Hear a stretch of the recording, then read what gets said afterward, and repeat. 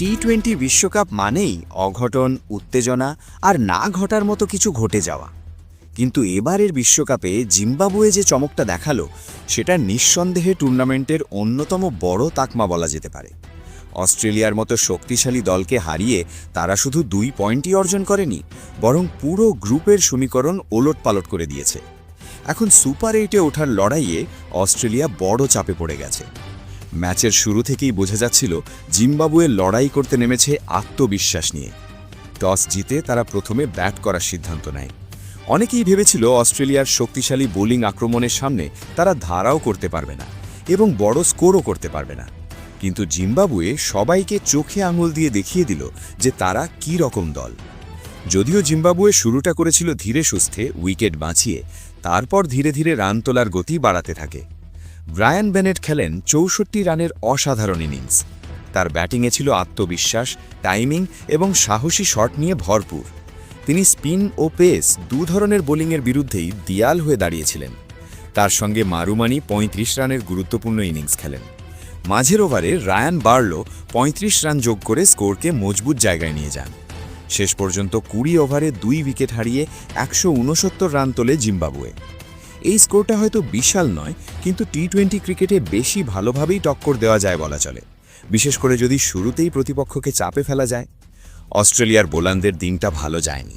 Adam Zampa তার স্বাভাবিক ধার দেখাতে পারেননি। ন্যাথন অ্যালিস এবং বেন ডরসুইশও যে রানের পাহাড় দিচ্ছিল।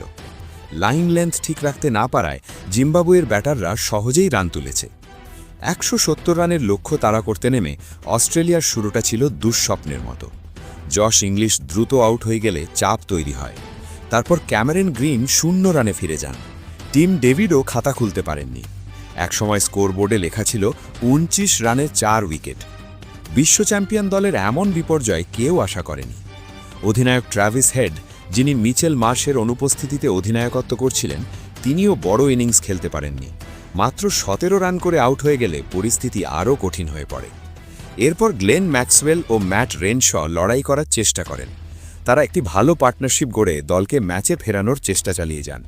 ম্যাক্সওয়েল তার স্বভাব অনুযায়ী আক্রমণাত্মক ব্যাটিংয়ের ঝলক দেখালেও নিয়মিত উইকেট পড়ার চাপ এবং প্রয়োজনীয় রান রেট বাড়তে থাকায় কাজটা কঠিন হয়ে যায়। রেনশ ধৈর্য নিয়ে ব্যাট করেন, কিন্তু ম্যাচ জেতানোর মতো বড় ইনিংস খেলতে পারেননি। শেষ পর্যন্ত অস্ট্রেলিয়া লক্ষ্য ছুটে ব্যর্থ হয় এবং জিম্বাবুয়ে ঐতিহাসিক জয় তুলে নেয়। এই জয়ের ফলে পয়েন্ট টেবিলের চিত্র বদলে গেছে। শ্রীলঙ্কা ইতিমধ্যে 4 পয়েন্ট নিয়ে এগিয়েছিল, এখন জিম্বাবুয়েরও 4 পয়েন্ট হয়ে গেছে। অস্ট্রেলিয়ার ঝুলিতে রয়েছে মাত্র 2 পয়েন্ট। এখন অস্ট্রেলিয়ার সামনে 2টি গুরুত্বপূর্ণ ম্যাচ, শ্রীলঙ্কা ও ওমানের বিরুদ্ধে। এই 2 ম্যাচই তাদের জন্য ডু অর ডাই পরিস্থিতি। যদি একটি ম্যাচও হারে, তাহলে সুপার 8-এ ওঠা প্রায় অসম্ভব হয়ে যাবে। শ্রীলঙ্কা নিজেদের ঘরের মাঠে খেলছে, তারা কন্ডিশনের সঙ্গে ভালোভাবে মানিয়ে নিয়েছে। অস্ট্রেলিয়ার জন্য এটি হবে কঠিন পরীক্ষা। ওমান তুলনামূলক দুর্বল দল হলেও টি-20 ক্রিকেটে ছোট দলকে হালকাভাবে নেওয়া যায় না। জিম্বাবুয়ের এই জয়ই তার প্রমাণ। আরও একটি বড় ফ্যাক্টর হল নেট রান রেট। যদি পয়েন্ট সমান হয়, তাহলে নেট রান রেটই নির্ধারণ করবে কে এগোবে। তাই শুধু জিতলেই হবে না, বড় ব্যবধানে জিততে হবে অস্ট্রেলিয়াকে। তার ওপর বৃষ্টির সম্ভাবনা থাকলে সমীকরণ আরও জটিল হয়ে উঠতে পারে।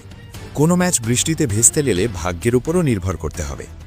অস্ট্রেলিয়ার স্কোয়াডেও অনিশ্চয়তা রয়েছে। মিচেল মার্শ ইতিমধ্যেই বাইরে।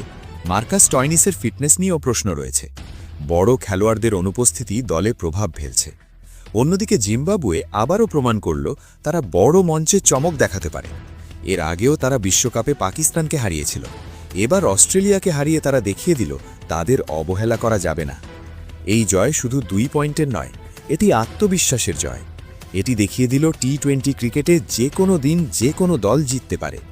এখন প্রশ্ন একটাই, অস্ট্রেলিয়া কি ঘুরে দাঁড়াতে পারবে, নাকি এবার সুপার 8-এর আগেই বিদায় নিতে হবে? বিশ্বকাপের উত্তেজনা এখন চরমে। গ্রুপ পর্বের শেষ ম্যাচগুলো নির্ধারণ করবে কারা যাবে পরের রাউন্ডে। জিম্বাবুয়ের এই চমক বিশ্বকাপকে আরও রোমাঞ্চকর করে তুলেছে।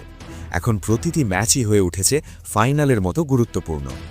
দেখা যাক শেষ পর্যন্ত কারা হাসবে আর কারা হতাশ হবে।